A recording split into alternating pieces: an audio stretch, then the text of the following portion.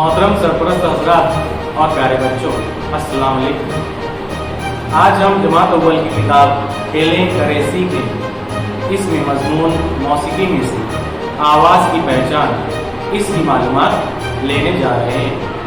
हमें मुख्तलिफ आवाज़ें सुनाई देगी, हम उन आवाज़ों को बगौर सुने और उसे पहचानें। आवाज़ ये किसी भी साज पर थाप मारकर पैदा की जाती है। आवाज़ को, साज को हम तरतीब देते हैं, तब वो मौसीकी तैयार होती है।